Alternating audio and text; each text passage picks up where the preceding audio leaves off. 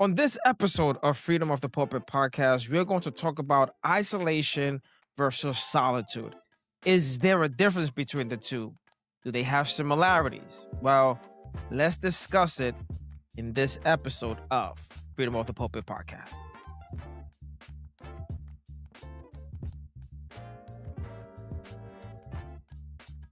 Welcome to Freedom of the Pulpit podcast, where faith, culture, and lifestyle collide harmoniously.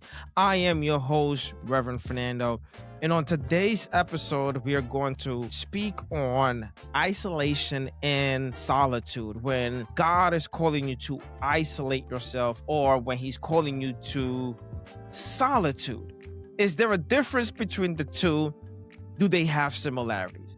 But before I continue, I just want to give a quick shout out to everyone that has supported, everyone that has been listening, everyone that has stuck with the channel for the past 5 years. I just got a notification a couple of weeks ago, and I did not notice it until this week. And I began to count how many episodes I have uploaded, and I'm up to 50 uploads.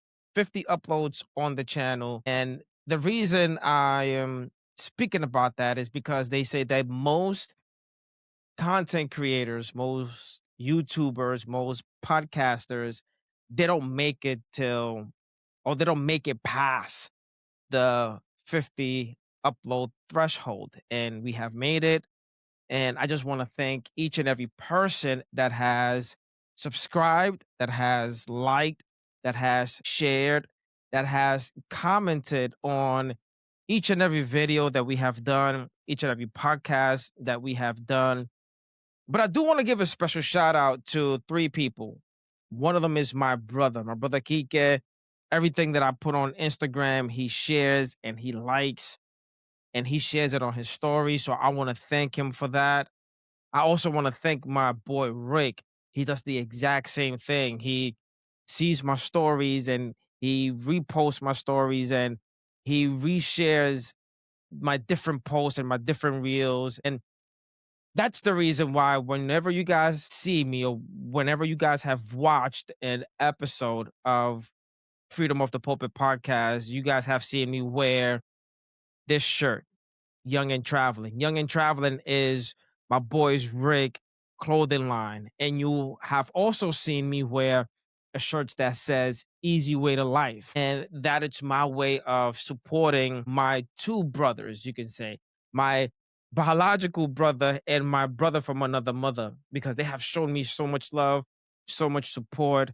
So if you guys are watching right now, if you are interested in the clothing line, Black owned clothing line, you guys can go right ahead and Google Young and Traveling. And also, you guys can find them on Instagram the same way, Young and Traveling, and my brother's clothing line too, which is the Easy Way to Life. And last but not least, I also have to give a special shout out to my girlfriend, Margie, because she has been there since day one. She has watched each and every one of my videos, and she has shared and liked each and every one of my videos. So I want to give a special shout out to my Nana, my girlfriend. Thank you so much for the support. And once again, thank you for everyone that has made this 50 plus threshold, passing 50 plus threshold of uploads possible. Thank you for each and every person that has encouraged me to continue, even when I had that season of lapse, you can say, or that small season of a sabbatical. Those same people push me, encourage me to get back on this mic and continue doing what the Lord has placed in my hand at this moment. So, special shout out to you guys. Thank you. Thank you so much. And please do not stop liking and sharing this content. Now, to get into the episode, the difference between isolation and solitude. Well, if you're going to speak on biblical terms, solitude, it's more down the line when God is separating you, right? So in our paradigm, in our Christian paradigm, in our Christian world, in our Christian sphere, God separates you for specific task. He puts you on the side, or he separates you from the crowd, or he separates you from what you're doing at the moment for a specific task, a specific reason, a specific season. See, solitude in our Christian paradigm is when God brings you to a location or a state when you are alone with Him and completely dependent on Him to bring you out of the place that you are in. God separates you completely when it comes to solitude. And He's saying, I need you at this moment. I need you in this season for you to consecrate yourself for me because I have a specific task for you that I need for you to carry out. And the reason God now isolates you is because now He needs your full attention for what He is asking you to do.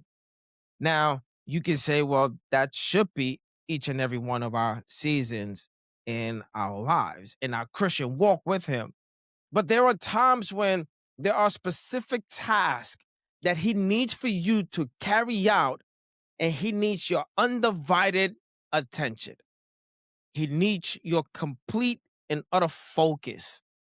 But that solitude is also going to bring you to a state of growth because He is going to put you in a location, in a state of mind that you're going to need to depend on Him completely. You're going to have to lean on Him completely. You see, this place or state is meant for you to lock into the path that He is going to need for you to now take. He's going to need you to lock in. He's going to need you to stay focused. He's going to need you to put the blinders on and march the path that He is carving out for you at this moment, or in that season, or in that place in your life. So He begins to put you to the side. He begins to ask for solace.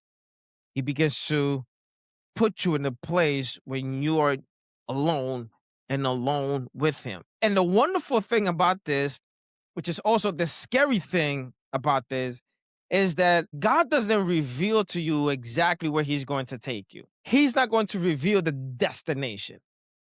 He's just going to tell you to walk.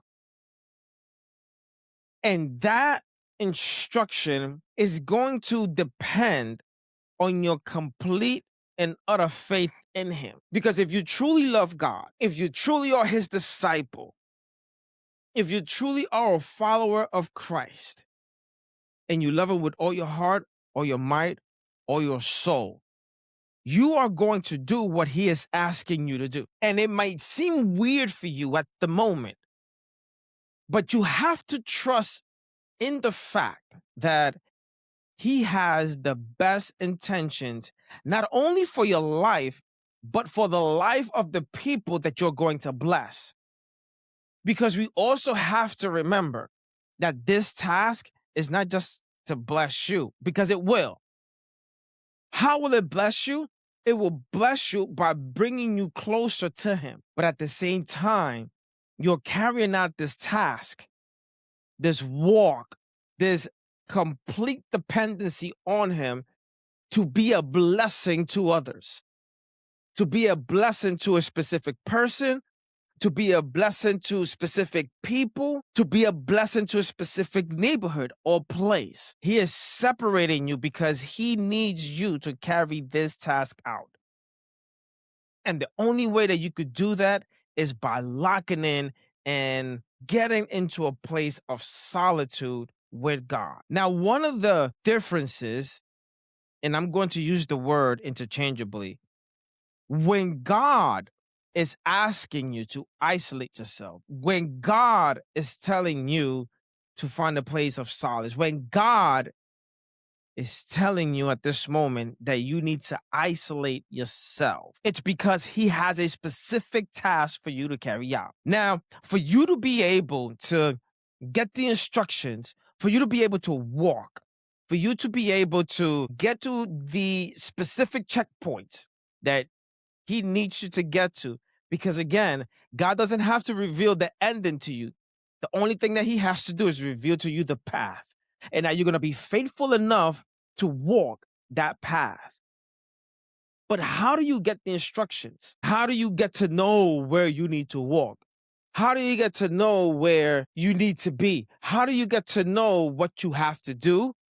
Well, that comes with time spent with God. You see, the reason he's asking you to isolate yourself is because he needs that one-on-one time with you so you can align your will to his will. Remember that it's not our will to be done, is his will to be done. And for us to align our will to his, we need to spend time with him. And that's the reason for the isolation. The isolation is time. Time is what God is needing from you. And time is what God is needing with you. And not just any time, is alone time. Alone time with him in prayer, alone time with him in his word, alone time with him in further studying in different subjects. And these things come from a pushing in your soul, a desire or burning in your spirit. You are feeling a pulling and a tugging in your spirit. You are seeing a need, and as in the movie Robots say, you want to fill that need, but yet at the same time, you don't know how to. Well, best thing that you could do is go to the one that has all knowledge. He is omniscient. He knows it all. He knows the beginning from the end. He is the Alpha and Omega. And who best to go to the one that has fashioned you since your mother's womb? To me, that is wonderful. And that is what he is asking for you. That's the reason for this state of solitude. When God is asking you to separate yourself, also, it's not for you to just sit there twirling your thumbs, just waiting for the direction. No, you need to take that time to study. You need to take that time to pray. You need to take that time to expand yourself and expand yourself in different subjects. Get into theology, get into missionary work, get into evangelism, get into apologetics, so on and so forth. Get into those things. Don't just sit there and wait idly for the next instruction. Get yourself ready, prepare yourself, as I like to call it, hit that spiritual gym for you to grow your spiritual muscles. For when the time comes, your spiritual body is primed and ready for action. It's primed and ready to run the distance. It's primed and ready to reach your goal. But first, you got to hit that spiritual gym, that alone time with God, that time of solitude that he's asking you to take. Don't take it for granted, or don't fill it with other things. Great discipline is needed, and it's needed to be developed in those seasons, because the devil is not going to want for you to isolate yourself, or the devil is not going to want that you take this time of solitude to get closer to God. So he's going to put obstacles in your way. He's going to put the TV in the way. He's going to put family in the way. He's going to put activities that are going to take away time from you being in that place of solitude with God. And you got to have the discipline to be able to say no to those things. You have to have the discipline to be able to say no to the TV. You gotta have the discipline to say no to the video games. That's something that I can talk about. I'm a big gamer, but there are times when I can't turn on my PlayStation 5. There are times when I need to lock in and lock in prayer, lock in studying, lock in expanding my mind, getting into different books, not only theological books, but historical books. Time.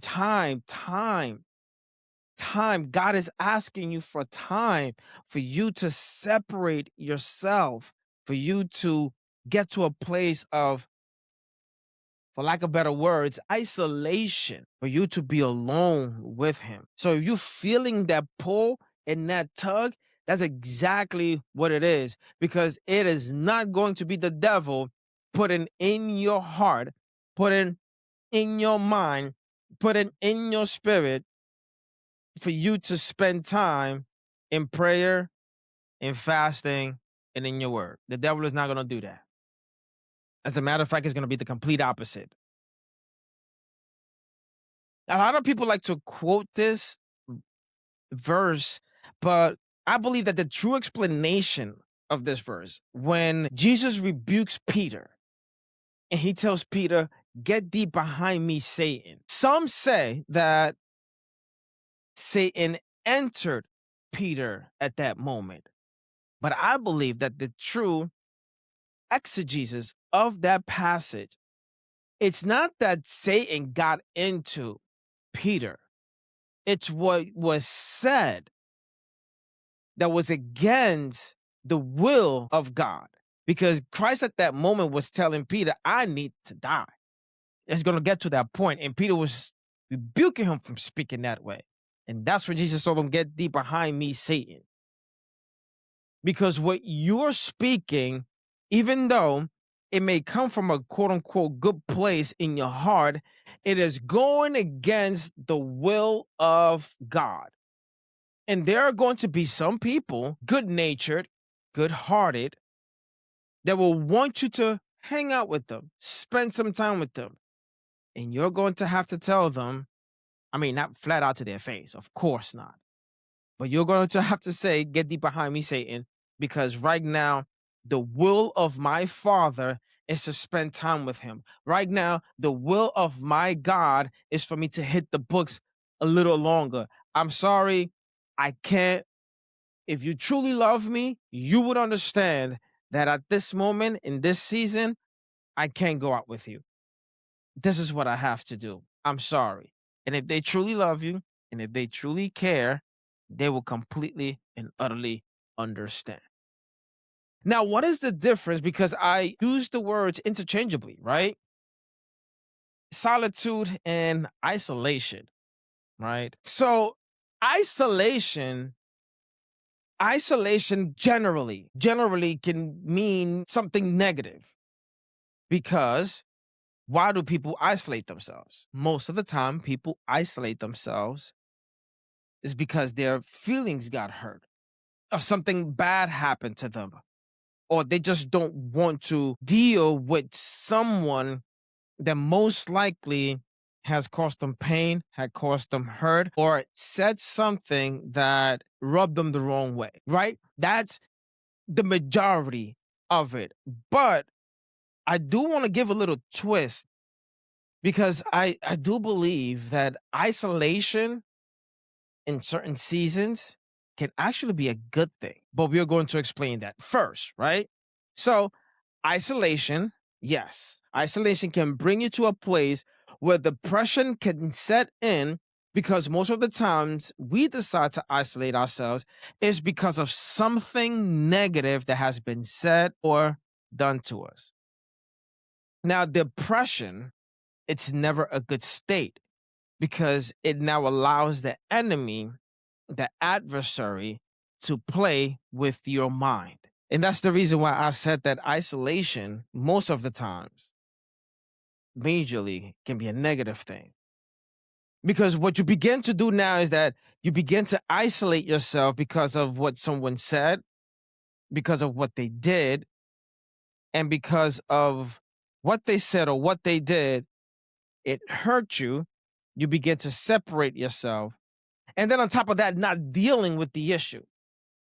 You're letting the pain, you're letting the hurt, you're letting the offense now fester in you. And the enemy used that. The enemy now begins to play with your mind. And even though the enemy cannot read your mind, even though the adversary, even though Satan, even though Satan cannot read your mind, he is very, very astute. His agents are very astute. His agents are very smart. And they can read you like a book. So you may not speak it, say it, but most likely you're going to show that you have been offended. You're going to show that you have been hurt. And they can read you and they can read the situation. So now what they begin to do is that they begin to throw darts into your mind. And now they begin to show you things that weren't there. Now you begin to hear things within the conversation that hurt you that weren't there. So now you begin to stack negative thing after negative thing after negative thing. And this frame of thought, this avenue now that you're taking begins to tell you, well, you need to separate yourself from people because you don't know if they're going to do the same thing. So you begin to isolate yourself and isolate yourself. And that develops a depression. And we know that depression is not from the Lord. Depression is not from God. And the enemy will use that. The enemy will use that moment that you begin to isolate yourself, that you begin to separate yourself from people because of bitterness, because of anger, because of mistrust. And he is going to begin to throw things in your mind, like I said before, that were not there. And now you're developing an entire book of a chapter that happened. Now you begin to stack upon it, which now will make it worse for you to get over whatever offense put you there. But it's wonderful that the Bible clarifies this, right? Ephesians chapter 4, verse 26 to 27. It reads in this manner. It says, "Be angry and do not sin. Do not let the sun go down on your anger and give no opportunity to the devil." And what this verse is talking about is that, well, number one, it recognizes that we are human beings. It recognizes that we are going to get angry. It recognizes that there are going to be some offenses. There are going to be some actions. There are going to be some words that is going to hurt us as human beings. So there are going to be times as believers, as Christians, that you are going to get hurt and that you're going to get upset and that you're going to get angry. I am not a robot. One of the things that really bothered me coming up as a young Christian was the fact that sometimes they painted us, and I'm not speaking about the world. I'm speaking about certain holy roller Christians. They will paint you as if having feelings was wrong. They never got mad. They never got upset. They never showed any kind of emotion. And if you did, you were wrong for it. But the interesting thing about that is that those same people were sometimes the most bitter people. I never got that. But now that I'm getting older, digging a little bit deeper into the word, I recognize and I let people know, yes, even as a Christian, you're going to have feelings. Somebody step on your toes, you're going to be mad and upset, and you're going to want to react. Some people have a stronger character than others.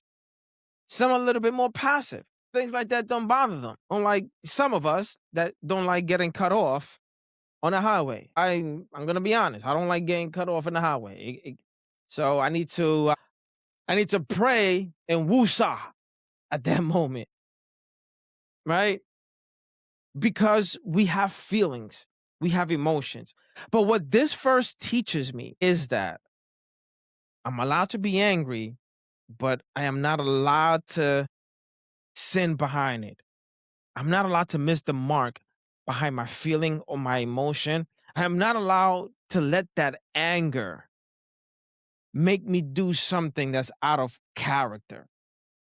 And when it says, do not let the sun go down on your anger, it means that you should be able to, after a while, maybe a couple of minutes, maybe within an hour, maybe in an hour or two, you should be able to ponder upon what made you angry and be able to become tranquil behind it.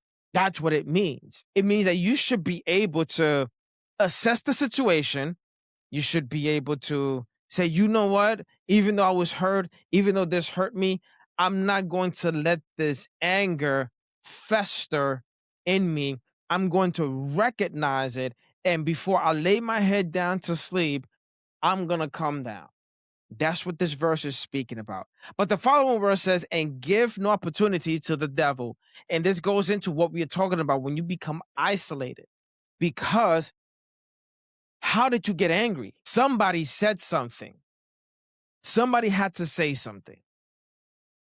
Somebody had to put you in that state, right? So when you get to that point, do not give any opportunity to the devil because he will take it. He will take it to take you out of character. He will take it to try to make you look bad. And at the same time, as much as he's been trying, he's going to try to make Christianity look bad. Because now people are going to turn around and say, but aren't you a Christian? And right away, people will begin to judge you behind that. But, right? But there are times you need to isolate yourself from certain people, especially negative people. There are times you yourself have to take it upon yourself to isolate yourself from people, especially negative people. It's not a moment of solitude, but it is a deliberate isolation that you yourself have to make. You yourself have to get to the point where you become mature in your walk that you need to recognize that, you know what, I'm a separate from this crowd, or I'm a separate from this person, or I'm not going to allow the negativity that this person brings into my life to affect me or to bring me to a state that now it gives ground to Satan. You see, these people, all they're going to do or are doing is bringing negative thoughts, ideas, and feelings to you with their negative talk. All they're doing is bringing negativity into your world, into your life. And if you allow it, it's going to also drag you down. It's going to also put you in that state of mind. If you allow it, it's going to take you to the same place where they are. And now that you're in that place, now you're giving ground to the enemy. You see, some people, by their talk, by their actions, by their demeanor, they suck the life out of a room or a conversation. And when those moments happen, you have every right to isolate yourself from them, to separate yourself from them. And the reason I'm using isolate is because it's going to be a deliberate separation for a prolonged time. It's an isolation from that person.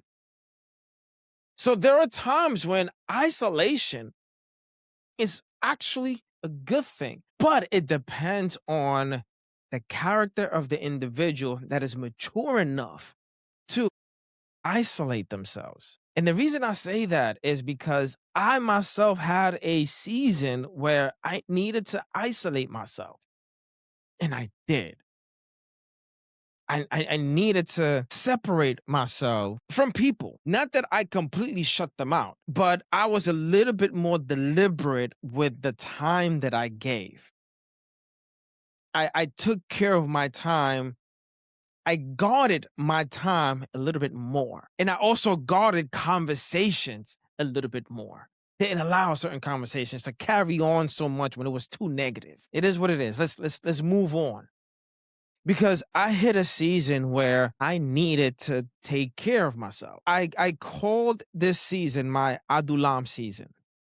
And I can honestly say that I loved it because it that moment of isolation allowed me to that moment of isolation allowed me to heal. Not only did it allow me to heal from certain pain, from a specific pain, that healing allowed me to grow. And it's gonna sound weird, but it allowed me to grow to the point where I had to take care of myself and be more selfish with myself. And it sounds bad, but psychologically, it's really not.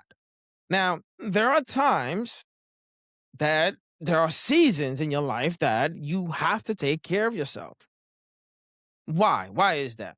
Well, when you're in a plane, one of the instructions that they give you before taking off is, well, if the cabin loses pressure, you're going to see that this mask is going to come down from overhead. What you need to do is put the mask on first and then help someone else. What good is it if you are oxygen deprived, dizzy, not being able to see because you're dizzy, you're incoherent at the moment, and you're trying to help someone else? It's impossible. So the instructions is you put on your mask first. You put on your oxygen mask first before you help others. And there are times when in our lives, we have to put on our oxygen mask first. We help everyone else out that we forget to take care of ourselves. We forget to put on our oxygen mask first. There are times in our life as believers that we pray for everyone else but ourselves. We intercede for everyone else but ourselves. We fast for everyone else but ourselves. And what good are you if you are mucked up in the head? What good are you if you are not okay? How can you be a blessing to others if you are in a rut? If you're lacking that spiritual oxygen. So there are times where you have to take care of yourself. And I took this season and I isolated myself the same way that David did. Now, what I loved about that passage when David was in the cave of Adullam, the Bible says that he went further in and he had a one-on-one with God. That doesn't mean that there wasn't people outside, because there was still people that cared for David, but they weren't in there with him in his most intimate times with God. So there are times we have to isolate ourselves to take care of ourselves. And if they truly love you, if they truly care for you, if they truly want your well-being, or if they truly care for your well-being, they will be right outside that cave waiting for you to come out whole. I remember when I spoke about this a couple of years ago, I said the only person that was within my cave that I allowed in my cave was my son. And of course, my son, he's underage, and I need to take care of my son, right? But everyone else can wait outside. Everyone else can step outside. And if you don't like it, then God bless you. That was my feelings at that moment. Why? Because I needed to take care of me. I needed to like me finally. Shout out to propaganda. Me. I wasn't liking me. So I had to recognize that I needed to isolate myself, and I did. And I isolated myself for a season, and I enjoyed it. Am I out the cave now? Of course. But I needed that time. And I needed that time because I needed to be okay.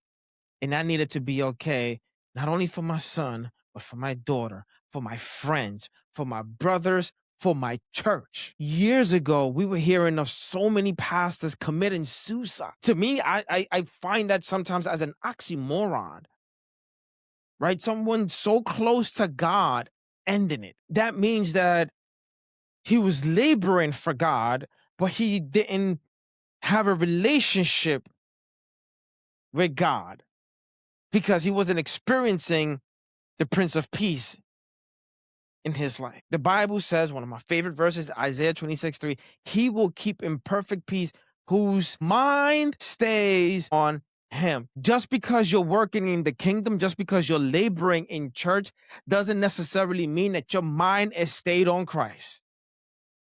And there are times when you need to isolate yourself to refocus and get your mind and your relationship back in line with God, to experience that peace that surpasses all understanding once again. In those moments, you're going to have to decide, you know what?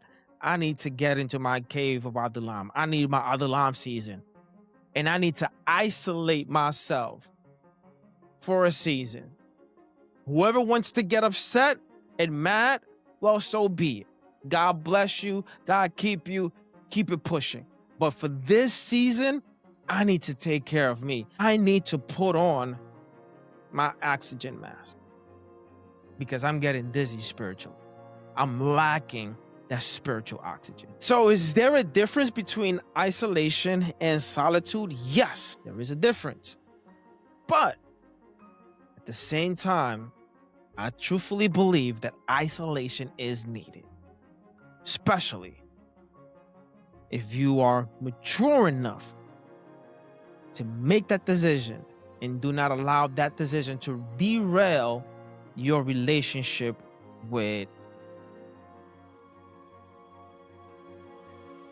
Well, if you made it this far into the video, I want to thank you. If you made it this far into the episode, I want to thank you. And if you haven't done so, please hit that subscribe, like, and share button. If you believe that this episode is going to bless someone's life, go right ahead and share it. And once again, thank you for all the supporters. Thank you for each and every person that has pushed me. Thank you for each and every person that has subscribed, liked, and shared. You have no idea how much that means to me and how much it means to the podcast. We want the podcast to grow because we want to be a blessing to others. We are blessed to bless. And that's what we want to continue to do. So signing off from this episode is Reverend Fernando, and I will see you in the next one. God bless you. God keep you.